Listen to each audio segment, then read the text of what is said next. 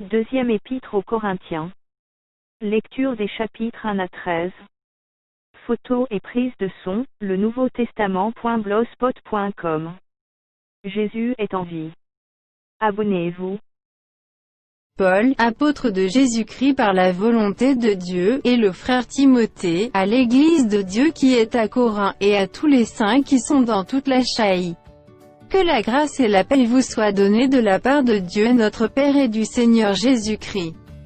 Béni soit Dieu, le Père de notre Seigneur Jésus-Christ, le Père des miséricordes et le Dieu de toute consolation, Qui nous console dans toutes nos afflictions, afin que, par la consolation dont nous sommes l'objet de la part de Dieu, nous puissions consoler ceux qui se trouvent dans quelque affliction. Car, de même que les souffrances de Christ abondent en nous, de même notre consolation abonde par Christ. Si nous sommes affligés, c'est pour votre consolation et pour votre salut. Si nous sommes consolés, c'est pour votre consolation, qui se réalise par la patience à supporter les mêmes souffrances que nous endurons. Et notre espérance à votre égard est ferme, parce que nous savons que, si vous avez part aux souffrances, vous avez part aussi à la consolation. Nous ne voulons pas, en effet, vous laisser ignorer, frères, au sujet de la tribulation qui nous est survenue en Asie, que nous avons été excessivement accablés, au-delà de nos forces, de telle sorte que nous désespérions même de conserver la vie. Et nous regardions comme certains notre arrêt de mort, afin de ne pas placer notre confiance en nous-mêmes, mais de la placer en Dieu, qui ressuscite les morts. C'est lui qui nous a délivrés et qui nous délivrera d'une telle mort, lui de qui nous espérons qu'il nous délivrera encore. Vous-même aussi nous assistants de vos prières, afin que la grâce obtenue pour nous par plusieurs soit pour plusieurs une occasion de rendre grâce à notre sujet. Car ce qui fait notre gloire, c'est ce témoignage de notre conscience, que nous nous sommes conduits dans le monde, et surtout à votre égard, avec sainteté et pureté devant Dieu, non point avec une sagesse charnelle, mais avec la grâce de Dieu. Nous ne vous écrivons pas autre chose que ce que vous lisez et ce que vous reconnaissez. Et j'espère que vous le reconnaîtrez jusqu'à la fin. Comme vous avez déjà reconnu en partie que nous sommes votre gloire, de même que vous serez aussi la nôtre au jour du Seigneur Jésus. Dans cette persuasion, je voulais aller d'abord vers vous, afin que vous eussiez une double grâce. Je voulais passer chez vous pour me rendre en Macédoine, puis revenir de la Macédoine chez vous, et vous m'auriez fait accompagner en Judée. Est-ce que, en voulant cela, j'ai donc usé de légèreté? Ou bien, mes résolutions sont-elles des résolutions selon la chair, de sorte qu'il y ait en moi le oui et le non? Aussi vrai que Dieu est fidèle, la parole que nous vous avons adressée n'a pas été oui et non. Car le Fils de Dieu, Jésus-Christ, qui a été prêché par nous au milieu de vous, par moi, et par Sylvain, et par Timothée, n'a pas été oui et non, mais c'est oui qui a été en lui. Car pour ce qui concerne toutes les promesses de Dieu, c'est en lui qu'est le oui, c'est pourquoi encore l'amen par lui est prononcé par nous à la gloire de Dieu. Et celui qui nous a fermis avec vous en Christ, et qui nous a oints, c'est Dieu. Lequel nous a aussi marqués d'un sceau et a mis dans nos cœurs les airs de l'Esprit. Or, je prends Dieu à témoin sur mon âme, que c'est pour vous épargner que je ne suis plus allé à Corinthe. Non pas que nous dominions sur votre foi, mais nous contribuons à votre joie, car vous êtes fermes dans la foi. Je résolus donc en moi-même de ne pas retourner chez vous dans la tristesse. Car si je vous attriste, qui peut me réjouir, sinon celui qui est attristé par moi? J'ai écrit comme je l'ai fait pour ne pas éprouver, à mon arrivée, de la tristesse de la part de ceux qui devaient me donner de la joie, ayant en vous tous cette confiance que ma joie est la vôtre à tous. C'est dans une grande affliction, le cœur angoissé, et avec beaucoup de larmes, que je vous ai écrit, non pas afin que vous fussiez attristés, mais afin que vous connussiez l'amour extrême que j'ai pour vous. Si quelqu'un a été une cause de tristesse, ce n'est pas moi qui l'a attristé, c'est vous tous, du moins en partie, pour ne rien exagérer. Il suffit pour cet homme du châtiment qui lui a été infligé par le plus grand nombre. En sorte que vous devez bien plutôt lui pardonner et le consoler, de peur qu'il ne soit accablé par une tristesse excessive. Je vous exhorte donc à faire acte de charité envers lui. Car je vous ai écrit aussi dans le but de connaître, en vous mettant à l'épreuve, si vous êtes obéissant en toutes choses. Or, à qui vous pardonnez, je pardonne aussi, et ce que j'ai pardonné, si j'ai pardonné quelque chose, c'est à cause de vous, en présence de Christ. Afin de ne pas laisser à Satan l'avantage sur nous, car nous n'ignorons pas ses desseins. Au reste, lorsque je fus arrivé à Troie pour l'évangile de Christ, quoique le Seigneur m'y eût ouvert une porte, je n'eus point de repos d'esprit, parce que je ne trouvais pas Tite, mon frère, c'est pourquoi, ayant pris congé d'eux, je partis pour la Macédoine. Grâce soit rendue à Dieu, qui nous fait toujours triompher en Christ, et qui répand par nous en tout lieu l'odeur de sa connaissance. Nous sommes, en effet, pour Dieu la bonne odeur de Christ, parmi ceux qui sont sauvés et parmi ceux qui périssent. Aux uns, une odeur de mort, donnant la mort, aux autres, une odeur de vie, donnant la vie. Et qui est suffisant pour ces choses. Commençons-nous de nouveau à nous recommander nous-mêmes? Ou avons-nous besoin, comme quelques-uns, de lettres de recommandation auprès de vous, ou de votre part? C'est vous qui êtes notre lettre écrite dans nos cœurs, connue et lue de tous les hommes. Vous êtes manifestement une lettre de Christ, écrite, par notre ministère, non avec de l'encre, mais avec l'Esprit du Dieu vivant, non sur des tables de pierre, mais sur des tables de chair, sur les cœurs. Cette assurance-là, nous l'avons par Christ auprès de Dieu. Ce n'est pas à dire que nous soyons par nous-mêmes capables de concevoir quelque chose comme venant de nous-mêmes. Notre capacité, au contraire, vient de Dieu. Il nous a aussi rendus capables d'être ministres d'une nouvelle alliance, non de la lettre, mais de l'esprit, car la lettre tue, mais l'esprit vivifie. Or, si le ministère de la mort, gravé avec des lettres sur des pierres, a été glorieux, au point que les fils d'Israël ne pouvaient fixer les regards sur le visage de Moïse, à cause de la gloire de son visage, bien que cette gloire fût passagère. Combien le ministère de l'Esprit ne sera-t-il pas plus glorieux? Si le ministère de la condamnation a été glorieux, le ministère de la justice est de beaucoup supérieur en gloire. Et sous ce rapport, ce qui a été glorieux ne l'a point été, à cause de cette gloire qui lui est supérieure. En effet, si ce qui était passager a été glorieux, ce qui est permanent est bien plus glorieux. Ayant donc cette espérance, nous usons d'une grande liberté. Et nous ne faisons pas comme Moïse qui mettait un voile sur son visage pour que les fils d'Israël ne fixassent pas les regards sur la fin de ce qui était passager. Mais ils sont devenus durs d'entendement, car jusqu'à ce jour le même voile demeure quand ils font la lecture de l'Ancien Testament, et ils ne se lèvent pas, parce que c'est en Christ qu'il disparaît.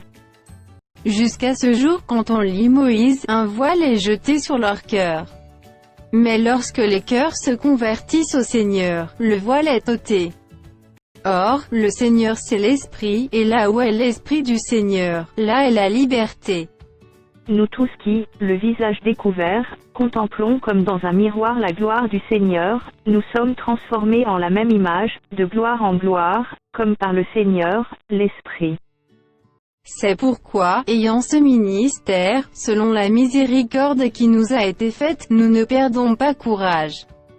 Nous rejetons les choses honteuses qui se font en secret, nous n'avons point une conduite astucieuse, et nous n'altérons point la parole de Dieu. Mais, en publiant la vérité, nous nous recommandons à toute conscience d'homme devant Dieu. Si notre évangile est encore voilé, il est voilé pour ceux qui périssent. Pour les incrédules dont le Dieu de ce siècle a aveuglé l'intelligence, afin qu'ils ne vissent pas briller la splendeur de l'évangile de la gloire de Christ, qui est l'image de Dieu. Nous ne nous prêchons pas nous-mêmes, c'est Jésus-Christ le Seigneur que nous prêchons, et nous nous disons vos serviteurs à cause de Jésus. Car Dieu, qui a dit, la lumière brillera du sein des ténèbres, a fait briller la lumière dans nos cœurs pour faire resplendir la connaissance de la gloire de Dieu sur la face de Christ. Nous portons ce trésor dans des vases de terre, afin que cette grande puissance soit attribuée à Dieu, et non pas à nous. Nous sommes pressés de toute manière, mais non réduits à l'extrémité, dans la détresse, mais non dans le désespoir. persécutés, mais non abandonnés, abattus, mais non perdus. Portant toujours avec nous dans notre corps la mort de Jésus, afin que la vie de Jésus soit aussi manifestée dans notre corps. Car nous qui vivons, nous sommes sans cesse livrés à la mort à cause de Jésus, afin que la vie de Jésus soit aussi manifestée dans notre chair mortelle. Ainsi la mort agit en nous, et la vie agit en vous. Et, comme nous avons le même esprit de foi qui est exprimé dans cette parole de l'Écriture, j'ai cru, c'est pourquoi j'ai parlé. Nous aussi nous croyons, et c'est pour cela que nous parlons. Sachant que celui qui a ressuscité le Seigneur Jésus nous ressuscitera aussi avec Jésus, et nous fera paraître avec vous en sa présence. Car tout cela arrive à cause de vous, afin que la grâce en se multipliant, fasse abonder, à la gloire de Dieu, les actions de grâce d'un plus grand nombre. C'est pourquoi nous ne perdons pas courage. Et lors même que notre homme extérieur se détruit, notre homme intérieur se renouvelle de jour en jour. Car nos légères afflictions du moment présent produisent pour nous, au-delà de toute mesure, un poids éternel de gloire. Parce que nous regardons, non point aux choses visibles, mais à celles qui sont invisibles, car les choses visibles sont passagères, et les invisibles sont éternelles.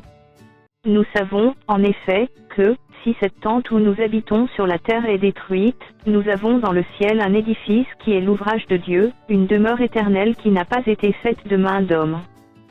Aussi nous gémissons dans cette tente, désirant revêtir notre domicile céleste. Si du moins nous sommes trouvés vêtus et non pas nus.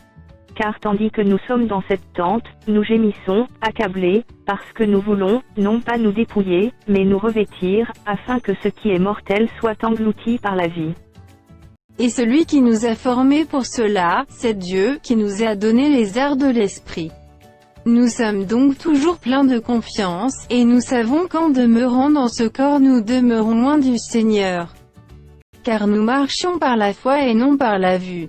Nous sommes pleins de confiance, et nous aimons mieux quitter ce corps et demeurer auprès du Seigneur. C'est pour cela aussi que nous nous efforçons de lui être agréables, soit que nous demeurions dans ce corps, soit que nous le quittions. Car il nous faut tous comparaître devant le tribunal de Christ, afin que chacun reçoive selon le bien ou le mal qu'il aura fait, étant dans son corps. Connaissant donc la crainte du Seigneur, nous cherchons à convaincre les hommes, Dieu nous connaît, et j'espère que dans vos consciences vous nous connaissez aussi.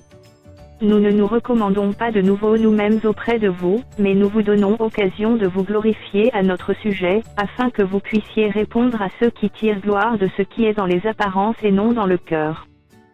En effet, si je suis hors de sens, c'est pour Dieu, si je suis de bon sens, c'est pour vous. Car l'amour de Christ nous presse parce que nous estimons que, si un seul est mort pour tous, tous donc sont morts. Et qu'il est mort pour tous, afin que ceux qui vivent ne vivent plus pour eux-mêmes, mais pour celui qui est mort et ressuscité pour eux. Ainsi, dès maintenant, nous ne connaissons personne selon la chair, et si nous avons connu Christ selon la chair, maintenant nous ne le connaissons plus de cette manière. Si quelqu'un est en Christ, il est une nouvelle créature. Les choses anciennes sont passées, voici, toutes choses sont devenues nouvelles. Et tout cela vient de Dieu, qui nous a réconciliés avec lui par Christ, et qui nous a donné le ministère de la réconciliation. Car Dieu était en Christ, réconciliant le monde avec lui-même, en n'imputant point aux hommes leurs offenses, et il a mis en nous la parole de la réconciliation. Nous faisons donc les fonctions d'ambassadeurs pour Christ, comme si Dieu exhortait par nous, nous vous en supplions au nom de Christ, soyez réconciliés avec Dieu. Celui qui n'a point connu le péché, il l'a fait devenir péché pour nous, afin que nous devenions en lui justice de Dieu. Puisque nous travaillons avec Dieu, nous vous exhortons à ne pas recevoir la grâce de Dieu en vain. Car il dit, au temps favorable je t'ai exaucé, au jour du salut je t'ai secouru. Voici maintenant le temps favorable, voici maintenant le jour du salut. Nous ne donnons aucun sujet de scandale en quoi que ce soit, afin que le ministère ne soit pas un objet de blâme. Mais nous nous rendons à tous égards recommandables, comme serviteurs de Dieu, par beaucoup de patience dans les tribulations, dans les calamités, dans les détresses, sous les coups, dans les prisons, dans les troubles, dans les travaux, dans les veilles, dans les jeûnes, par la pureté, par la connaissance, par la longanimité, par la bonté, par un esprit saint, par une charité sincère, par la parole de vérité, par la puissance de Dieu, par les armes offensives et défensives de la justice, au milieu de la gloire et de l'ignominie, au milieu de la mauvaise et de la bonne réputation, étant regardé comme imposteur, quoique véridique, comme inconnu, quoique bien connu, comme mourant, et voici nous vivons, comme châtiés, quoique non mis à mort, comme attristés, et nous sommes toujours joyeux, comme pauvres, et nous en enrichissons plusieurs comme n'ayant rien, et nous possédons toutes choses. Notre bouche s'est ouverte pour vous, Corinthiens, notre cœur s'est élargi. Vous n'êtes point à l'étroit au-dedans de nous, mais vos entrailles se sont rétrécies. Rendez-nous l'appareil, je vous parle comme à mes enfants, élargissez-vous au Russie. Ne vous mettez pas avec les infidèles sous un joug étranger. Car quel rapport y a-t-il entre la justice et l'iniquité? Ou qu'y a-t-il de commun entre la lumière et les ténèbres? Quel accord y a-t-il entre Christ et Bélial? Ou quelle part a le fidèle avec l'infidèle? Quel rapport y a-t-il entre le temple de Dieu et les idoles? Car nous sommes le temple du Dieu vivant, comme Dieu l'a dit, j'habiterai et je marcherai au milieu d'eux, je serai leur Dieu, et ils seront mon peuple. C'est pourquoi, sortez du milieu d'eux, et séparez-vous, dit le Seigneur, ne touchez pas à ce qui est impur, et je vous accueillerai. Je serai pour vous un père, et vous serez pour moi des fils et des filles, dit le Seigneur Tout-Puissant. Ayant donc de telles promesses, bien-aimés, purifions-nous de toute souillure de la chair et de l'esprit, en achevant notre sanctification dans la crainte de Dieu. Donnez-nous une place dans vos cœurs. Nous n'avons fait tort à personne, nous n'avons ruiné personne, nous n'avons tiré du profit de personne. Ce n'est pas pour vous condamner que je parle de la sorte, car j'ai déjà dit que vous êtes dans nos cœurs à la vie et à la mort. J'ai une grande confiance en vous, et j'ai tout sujet de me glorifier de vous, je suis rempli de consolation, je suis comblé de joie au milieu de toutes nos tribulations. Car, depuis notre arrivée en Macédoine, notre chair n'eut aucun repos, nous étions affligés de toute manière, lutte au dehors, crainte au dedans. Mais Dieu, qui console ceux qui sont abattus, nous a consolés par l'arrivée de Tite. Et non seulement par son arrivée, mais encore par la consolation que Tite lui-même ressentait à votre sujet, il nous a raconté votre ardent désir, vos larmes, votre zèle pour moi, en sorte que ma joie a été d'autant plus grande. Quoique je vous ai attristé par ma lettre, je ne m'en repens pas. Et si je m'en suis repenti, car je vois que cette lettre vous a attristé, bien que momentanément. Je me réjouis à cette heure, non pas de ce que vous avez été attristé, mais de ce que votre tristesse vous a porté à la repentance, car vous avez été attristé selon Dieu, afin de ne recevoir de notre part aucun dommage. En effet, la tristesse selon Dieu produit une repentance à salut dont on ne se repent jamais, tandis que la tristesse du monde produit la mort. Et voici, cette même tristesse selon Dieu, quel empressement n'a-t-elle pas produit en vous? Quelle justification, quelle indignation, quelle crainte, quel désir ardent, quel zèle, quelle punition. Vous avez montré à tous égards que vous étiez pur dans cette affaire.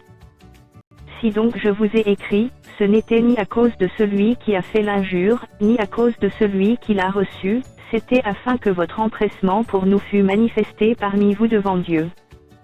C'est pourquoi nous avons été consolés.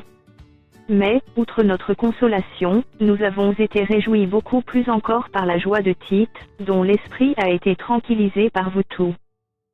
Et si devant lui je me suis un peu glorifié à votre sujet, je n'en ai point eu de confusion, mais, comme nous vous avons toujours parlé selon la vérité, ce dont nous nous sommes glorifiés auprès de Tite s'est trouvé être aussi la vérité. Il éprouve pour vous un redoublement d'affection, au souvenir de votre obéissance à tous, et de l'accueil que vous lui avez fait avec crainte et tremblement. Je me réjouis de pouvoir en toutes choses me confier en vous. Nous vous faisons connaître, frères, la grâce de Dieu qui s'est manifestée dans les églises de la Macédoine. Au milieu de beaucoup de tribulations qui les ont éprouvées, leur joie débordante et leur pauvreté profonde ont produit avec abondance de riches libéralités de leur part. Ils ont, je l'atteste, donné volontairement selon leurs moyens, et même au-delà de leurs moyens. Nous demandons avec de grandes instances la grâce de prendre part à l'assistance destinée aux saints. Et non seulement ils ont contribué comme nous l'espérions, mais ils se sont d'abord donnés eux-mêmes au Seigneur, puis à nous, par la volonté de Dieu. Nous avons donc engagé Tite à achever chez vous cette œuvre de bienfaisance, comme il l'avait commencé. De même que vous excellez en toutes choses, en foi, en parole, en connaissance, en zèle à tous égards, et dans votre amour pour nous, faites en sorte d'exceller aussi dans cette œuvre de bienfaisance. Je ne dis pas cela pour donner un ordre, mais pour éprouver, par le zèle des autres, la sincérité de votre charité. Car vous connaissez la grâce de notre Seigneur Jésus-Christ, qui pour vous s'est fait pauvre, de riche qu'il était, afin que par sa pauvreté vous fussiez enrichis. C'est un avis que je donne là-dessus, car cela vous convient, à vous qui non seulement avez commencé à agir, mais qui en avez eu la volonté dès l'année dernière. Achevez donc maintenant d'agir, afin que l'accomplissement selon vos moyens réponde à l'empressement que vous avez mis à vouloir. La bonne volonté, quand elle existe, est agréable en raison de ce qu'elle peut avoir à sa disposition, et non de ce qu'elle n'a pas.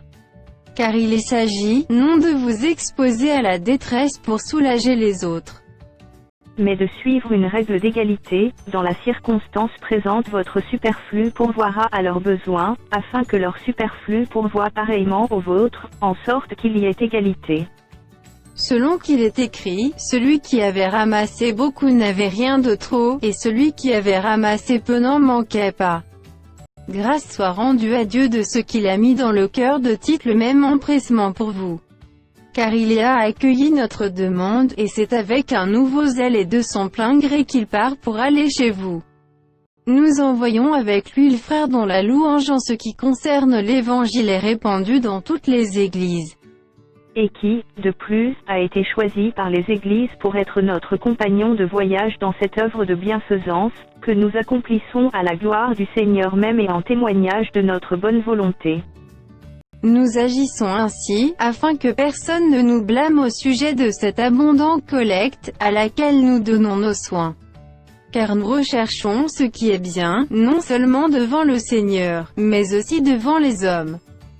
Nous envoyons avec eux notre frère, dont nous avons souvent éprouvé le zèle dans beaucoup d'occasions, et qui en montre plus encore cette fois à cause de sa grande confiance en vous. Ainsi, pour ce qui est de Tite, il est notre associé et notre compagnon d'œuvre auprès de vous, et pour ce qui est de nos frères, ils sont les envoyés des églises, la gloire de Christ. Donnez-leur donc, à la face des églises, la preuve de votre charité, et montrez-leur que nous avons sujet de nous glorifier de vous. Il est superflu que je vous écrive touchant l'assistance destinée aux saints. Je connais, en effet, votre bonne volonté, dont je me glorifie pour vous auprès des Macédoniens, en déclarant que l'Achaïe est prête depuis l'année dernière, et ce zèle de votre part a stimulé le plus grand nombre. J'envoie les frères, afin que l'éloge que nous avons fait de vous ne soit pas réduit à néant sur ce point-là, et que vous soyez prêts, comme je l'ai dit. Je ne voudrais pas, si les Macédoniens m'accompagnaient ne vous trouvent, après que cette assurance tourna à notre confusion, pour ne pas dire à la vôtre. J'ai donc jugé nécessaire d'inviter les frères à se rendre auparavant chez vous, et à s'occuper de votre libéralité déjà promise, afin qu'elle soit prête, de manière à être une libéralité, et non un acte d'avarice. Sachez-le, celui qui sème peu moissonnera peu, et celui qui sème abondamment moissonnera abondamment. Que chacun donne comme il l'a résolu en son cœur, sans tristesse ni contrainte, car Dieu aime celui qui donne avec joie. Et Dieu peut vous combler de toutes sortes de grâces, afin que, possédant toujours en toutes choses de quoi satisfaire à tous vos besoins, vous ayez encore en abondance pour toute bonne œuvre. Selon qu'il est écrit, il a fait des largesses, il a donné aux indigents, sa justice subsiste à jamais. Celui qui fournit de la semence au semeur, et du pain pour sa nourriture, vous fournira et vous multipliera la semence, et il augmentera les fruits de votre justice. Vous serez de la sorte enrichis à tous égards pour toute espèce de libéralité qui, par notre moyen, feront offrir à Dieu des actions de grâce. Car le secours de cette assistance non seulement pourvoit aux besoins des saints, mais il est encore une source abondante de nombreuses actions de grâce envers Dieu. En considération de ce secours dont ils font l'expérience, ils glorifient Dieu de votre obéissance dans la profession de l'évangile de Christ, et de la libéralité de vos dons envers eux et envers tout. Il prie pour vous, parce qu'il vous aime à cause de la grâce éminente que Dieu vous a faite. Grâce soit rendue à Dieu pour son don ineffable. Moi Paul, je vous prie, par la douceur et la bonté de Christ, moi, humble d'apparence quand je suis au milieu de vous, et plein de hardiesse à votre égard quand je suis éloigné. Je vous prie, lorsque je serai présent, de ne pas me forcer à recourir avec assurance à cette hardiesse, dont je me propose d'user contre quelques-uns qui nous regardent comme marchant selon la chair. Si nous marchons dans la chair, nous ne combattons pas selon la chair. Car les armes avec lesquelles nous combattons ne sont pas charnelles, mais elles sont puissantes par la vertu de Dieu, pour renverser des forteresses. Nous renversons les raisonnements et toute hauteur qui s'élève contre la connaissance de Dieu, et nous amenons toute pensée captive à l'obéissance de Christ. Nous sommes prêts aussi à punir toute désobéissance, lorsque votre obéissance sera complète. Vous regardez à l'apparence. Si quelqu'un se persuade qu'il est de Christ, qu'il se dise bien en lui-même que, comme il est de Christ, nous aussi nous sommes de Christ. Et quand même je me glorifierai un peu trop de l'autorité que le Seigneur nous a donnée pour votre édification et non pour votre destruction, je ne saurais en avoir honte. Afin que je ne paraisse pas vouloir vous intimider par mes lettres. Car, dit-on, ces lettres sont sévères et fortes, mais, présent en personne, il est faible, et sa parole est méprisable.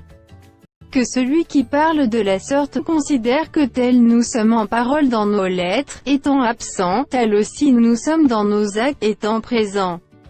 Nous n'osons pas nous égaler ou nous comparer à quelques-uns de ceux qui se recommandent eux-mêmes. Mais, en se mesurant à leur propre mesure et en se comparant à eux-mêmes, ils manquent d'intelligence.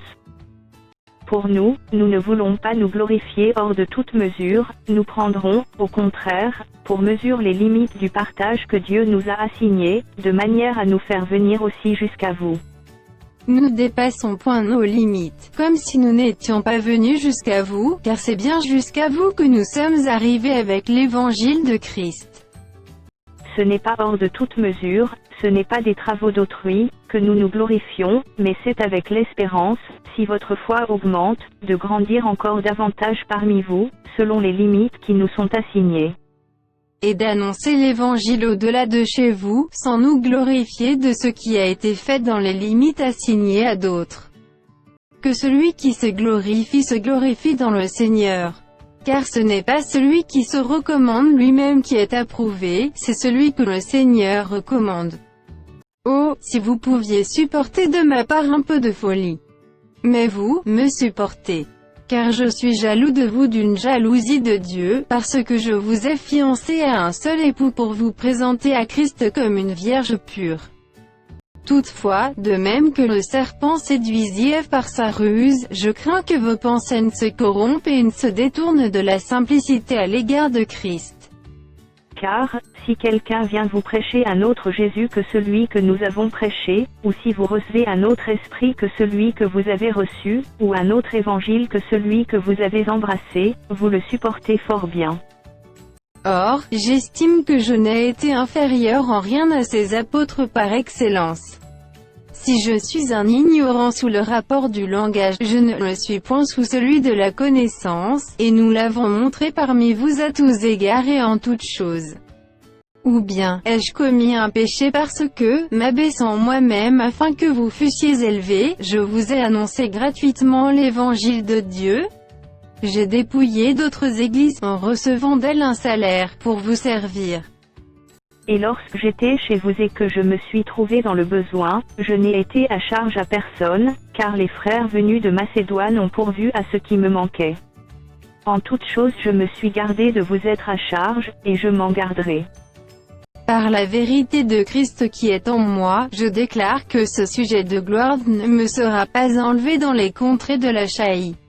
Pourquoi? Parce que je ne vous aime pas? Dieu le sait. Mais j'agis et j'agirai de la sorte, pour ôter ce prétexte à ceux qui cherchent un prétexte, afin qu'ils soient trouvés tels que nous dans les choses dont ils se glorifient. Ces hommes-là sont de faux apôtres, des ouvriers trompeurs, déguisés en apôtres de Christ.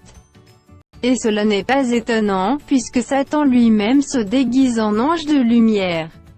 Il n'est donc pas étrange que ces ministres aussi se déguisent en ministres de justice. Leur fin sera selon leurs œuvres. Je le répète, que personne ne me regarde comme un insensé, sinon, recevez-moi comme un insensé, afin que moi aussi, je me glorifie un peu. Ce que je dis, avec l'assurance d'avoir sujet de me glorifier, je ne le dis pas selon le Seigneur, mais comme par folie. Puisqu'il en est plusieurs qui se glorifient selon la chair, je me glorifierai aussi. Car vous supportez volontiers les insensés, vous qui êtes sages. Si quelqu'un vous asservit, si quelqu'un vous dévore, si quelqu'un s'empare de vous, si quelqu'un est arrogant, si quelqu'un vous frappe au visage, vous le supportez. J'ai honte de le dire, nous avons montré de la faiblesse. Cependant, tout ce que peut oser quelqu'un, je parle en insensé, moi aussi, je l'ose. Sont-ils hébreux? Moi aussi. Sont-ils israélites? Moi aussi. Sont-ils de la postérité d'Abraham? Moi aussi. Sont-ils ministres de Christ? Je parle en homme qui extravague. Je le suis plus encore, par les travaux, bien plus, par les coups, bien plus, par les emprisonnements, bien plus. Souvent en danger de mort. 5 fois j'ai reçu des Juifs 40 coups moins. 3 fois j'ai été battu de verge, 1 fois j'ai été lapidé, 3 fois j'ai fait naufrage, j'ai passé un jour et une nuit dans l'abîme. Fréquemment en voyage, j'ai été en péril sur les fleuves, en péril de la part des brigands, en péril de la part de ceux de ma nation, en péril de la part des païens, en péril dans les villes, en péril dans les déserts, en péril sur la mer, en péril parmi les faux frères. J'ai été dans le travail et dans la peine, exposé à de nombreuses veilles, à la faim et à la soif, à des jeûnes multipliés, au froid et à la nudité. Et, sans parler d'autre chose, je suis assiégé chaque jour par les soucis que me donnent toutes les églises. Qui est faible, que je ne sois faible? Qui vient à tomber, que je ne brûle? S'il faut se glorifier, c'est de ma faiblesse que je me glorifierai. Dieu, qui est le Père du Seigneur Jésus, et qui est béni éternellement, sait que je ne mens point. Adama, le gouverneur du roi Aréta faisait garder la ville des Damascéniens, pour se saisir de moi. Mais on me descendit par une fenêtre, dans une corbeille, le long de la muraille, et j'échappais de leurs mains. Il faut se glorifier, cela n'est pas bon. J'en viendrai néanmoins à des visions et à des révélations du Seigneur. Je connais un homme en Christ, qui fut, il y a 14 ans, ravi jusqu'au 3e ciel, si ce fut dans son corps je ne sais, si ce fut hors de son corps je ne sais, Dieu le sait. Et je sais que cet homme, si ce fut dans son corps ou sans son corps je ne sais, Dieu le sait, fut enlevé dans le paradis, et qu'il entendit des paroles ineffables qu'il n'est pas permis à un homme d'exprimer. Je me glorifierai d'un tel homme, mais de moi-même je ne me glorifierai pas, sinon de mes infirmités. Si je voulais me glorifier, je ne serais pas un insensé, car je dirais la vérité, mais je m'en abstiens, afin que personne n'ait à mon sujet une opinion supérieure à ce qu'il voit en moi ou à ce qu'il entend de moi. Et pour que je ne sois pas enflé d'orgueil, à cause de l'excellence de ces révélations, il m'a été mis une écharde dans la chair, un ange de Satan pour me souffleter et m'empêcher de m'enorgueillir. 3 fois j'ai prié le Seigneur de l'éloigner de moi.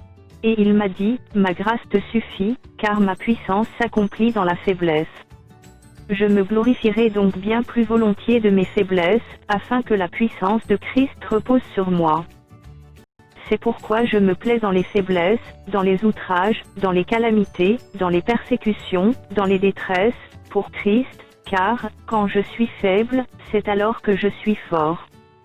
J'ai été un insensé, vous m'y avez contraint. C'est par vous que je devais être recommandé, car je n'ai été inférieur en rien aux apôtres par excellence, quoique je ne sois rien. Les preuves de mon apostolat ont éclaté au milieu de vous par une patience à toute épreuve, par des signes, des prodiges et des miracles. En quoi avez-vous été traité moins favorablement que les autres églises, sinon en ce que je ne vous ai point été à charge? Pardonnez-moi ce tort. Voici, pour la 3e fois je suis prêt à aller chez vous, et je ne vous serai point à charge, car ce ne sont pas vos biens que je cherche, c'est vous-même. Ce n'est pas, en effet, aux enfants à amasser pour leurs parents, mais aux parents pour leurs enfants. Pour moi, je dépenserai très volontiers et je me dépenserai moi-même pour vos âmes, dussé-je, en vous aimant davantage, être moins aimé de vous. Soit, je ne vous ai point été à charge, mais en homme astucieux, je vous ai pris par ruse. Ai-je tiré du profit de vous par quelqu'un de ce que je vous ai envoyé? J'ai engagé Tite à aller chez vous, et avec lui j'ai envoyé le frère. Est-ce que Tite a exigé quelque chose de vous? N'avons-nous pas marché dans le même esprit, sur les mêmes traces? Vous vous imaginez depuis longtemps que nous nous justifions auprès de vous. C'est devant Dieu, en Christ, que nous parlons, et tout cela, bien-aimés, nous le disons pour votre édification. Car je crains de ne pas vous trouver, à mon arrivée, tel que je voudrais, et d'être moi-même trouvé par vous tel que vous ne voudriez pas. Je crains de trouver des querelles, de la jalousie, des animosités, des cabales, des médisances, des calomnies, de l'orgueil, des troubles.